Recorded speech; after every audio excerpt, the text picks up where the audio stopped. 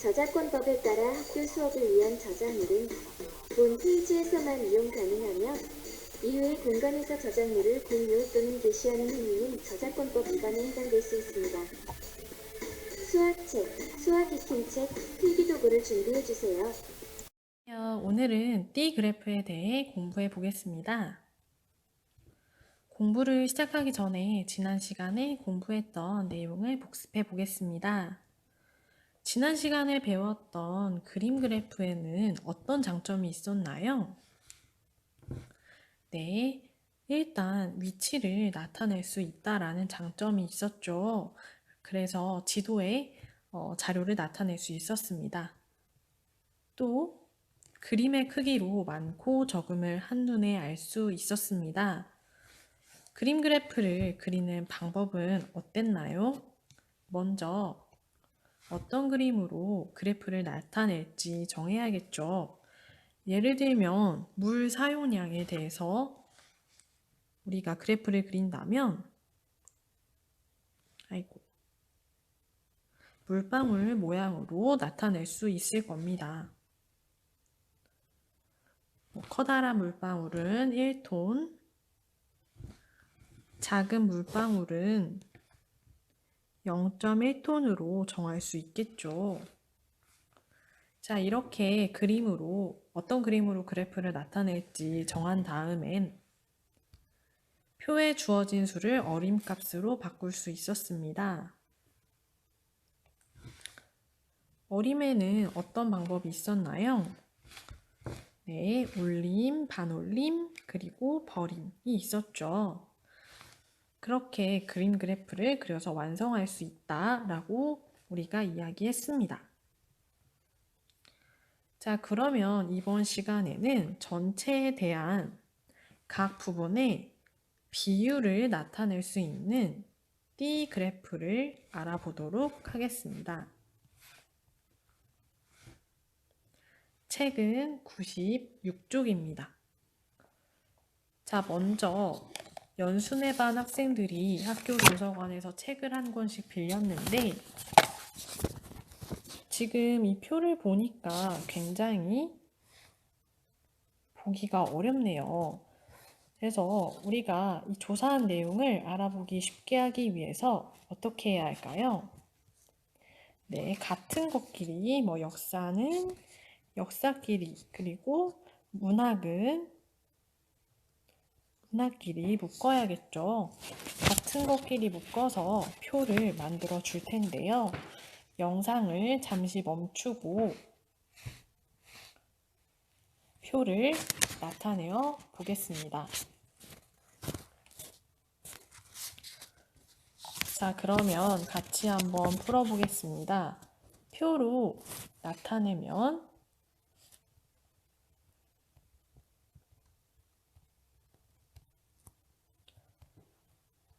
자, 이렇게 되겠죠. 자, 그러면 문제를 함께 풀어보면 조사한 학생은 모두 몇 명인가요? 자, 우리가 합계를 보면 되겠죠? 25명입니다. 그러면 가장 많은 학생이 빌린 책의 종류는 무엇인가요? 네, 과학이죠.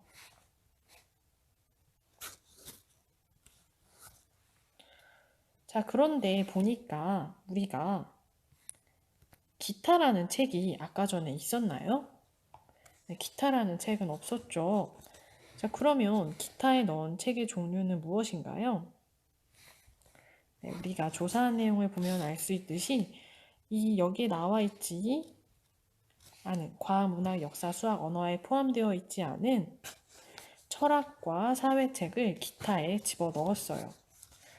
그러면 이렇게 기타를 사용한 이유는 무엇일까요?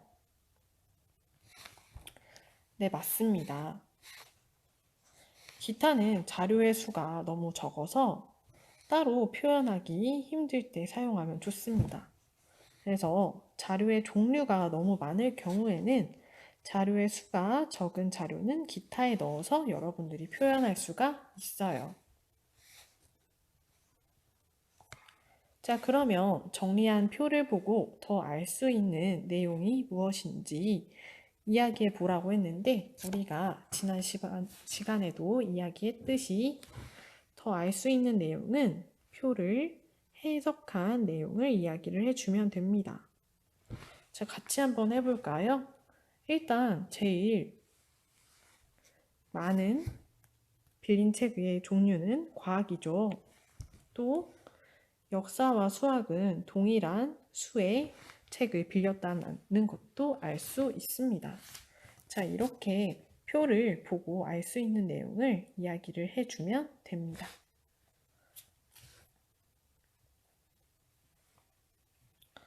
자, 여기에서부터 중요한데요.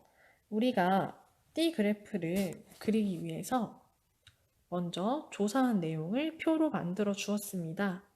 이 표를 띠 그래프로 만들기 위해서 우리가 뭘 해볼 거냐면 백분율을 구해 볼 거예요.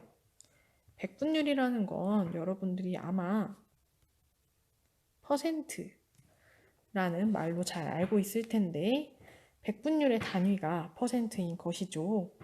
자, 그러면 백분율을 한번 구하는 법을 알아볼게요. 먼저 표를 완성을 해 보도록 하겠습니다. 자, 표가 완성이 되었으면 백분율을 구해 볼 건데요. 자, 사실 백분율이라는 것은 비율의 100을 곱한 값입니다. 비율은 어떻게 구하냐면요. 기준양 분의 비교하는 양으로 구해요. 이 말이 조금 어려운데 쉽게 말해서 우리가 분수를 배웠죠. 분수처럼 전체 분의 부분으로 나타내는 것이 비율이라고 할 수 있습니다. 그런데 백분율이란 비율의 100을 곱한 값이기 때문에 백분율을 구하기 위해서는 전체분의 부분 곱하기 100을 해주면 됩니다. 자, 우리가 이 내용은 영상을 잠시 멈추고 수학책 밑에 필기를 해보도록 할게요.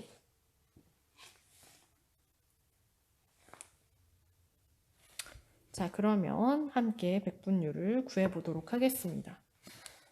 과학을 한번 구해보면요. 자, 전체 양은 일단 얼마죠? 네, 25죠. 25에 과학책을 빌린 친구의 수에 곱하기 뭐랄까요? 네, 100을 곱하면 되겠죠. 자, 그러면 이렇게 약분되니까 28% 이렇게 나올 겁니다. 정답 한번 같이 알아볼 건데 일단 여러분들이 다 풀고 나서 같이 확인해 보도록 합시다.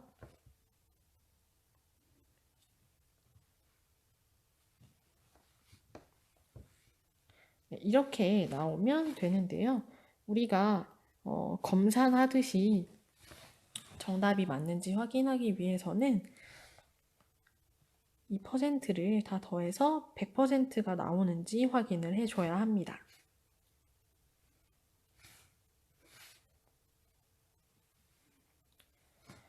자, 그러면 이렇게 빌린 책의 전체 권수에 대한 종류별 권수의 비율을 한눈에 알아보려면 어떻게 해야 할까요?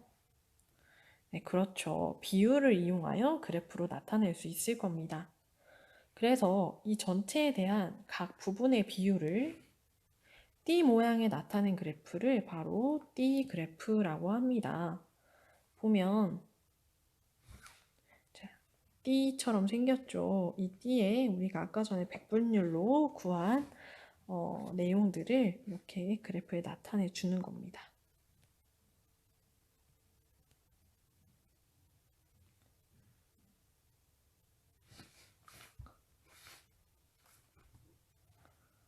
자, 그러면 띠 그래프를 보고 알 수 있는 내용도 마찬가지로 그래프를 보고 해석할 수 있는 내용을 이야기해주면 되겠죠.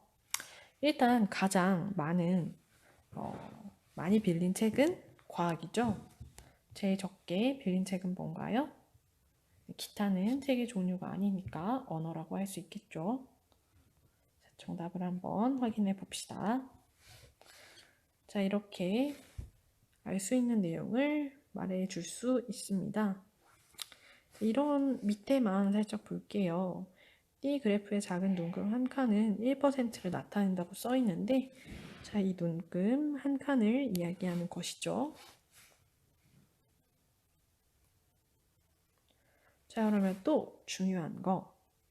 자료를 D 그래프로 나타내면 어떤 점이 좋을까요?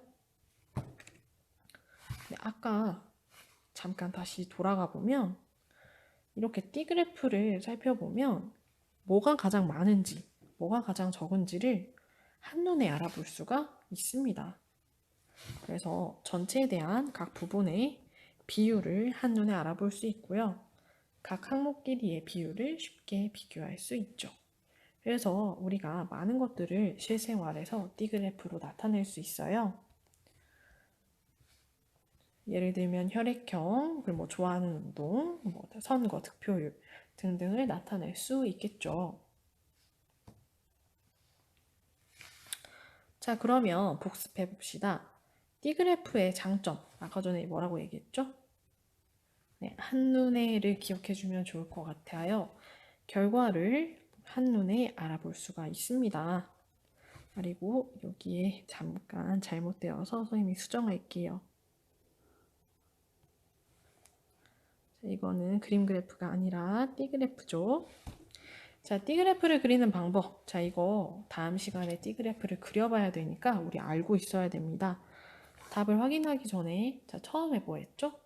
우리가 알기 쉽게 조사한 내용을 표로 나타냈습니다. 그 다음에 표로 나타낸 것을 네, 전화가 와서 다시 시작하겠습니다. 자, 표로 나타낸 후에 그 표로 나타낸 내용을 백분율로 나타내주면 되겠죠. 자, 그래서 두 가지를 기억해 주세요. 표, 그리고 백분율.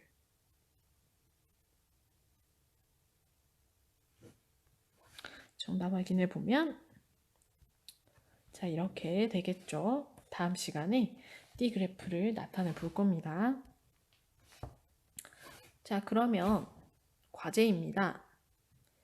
우리 지난번에 설문조사했던 것 중에 제가 이런 내용이 있었어요. 재미있는 내용이었는데 나의 외모가 이 정도면 정말 괜찮다. 정말 이 정도면 난 정말 잘생기고 예쁘다. 라는 생각이 들 때를 백분율로 나타내 볼게요. 자, 여러분들이 어떻게 설문에 줬냐면요. 씻고 거울 봤을 때 89명, 자, 이성 친구가 생겼을 때 10명, 그리고 우연히 유리창에 비친 나를 봤을 때 41명, 그리고 나는 항상 끝내준다. 자신감이 넘치는 친구 48명, 기타 18명. 그래서 총 206명의 친구들이 응답해 줬는데요. 이거 백분율로 나타내 볼 겁니다. 아까 전에 백분율 어떻게 구하라고 했냐면 전체 분의 부분 곱하기 100을 하라고 했죠. 자, 그러면 기타만 한번 구해 볼게요. 206명의 학생 중에 18명의 학생이 기타를 선택했어요. 거기에 곱하기 100을 하면 되겠죠? 자, 그러면 이거 지금 계산 손으로 하기 너무 어려우니까 여러분들 계산기 어플이나 프로그램을 이용해서 해보는데 분수의 나눗셈에서도 배웠듯이 206분의 18은 18 나누기 206과 동일합니다. 여기에 곱하기 100을 해주면 결과가 나오겠죠.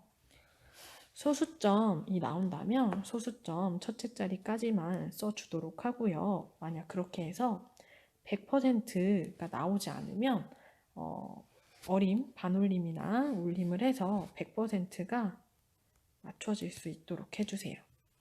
자, 지금부터 이 과제의 1번을 배움 노트에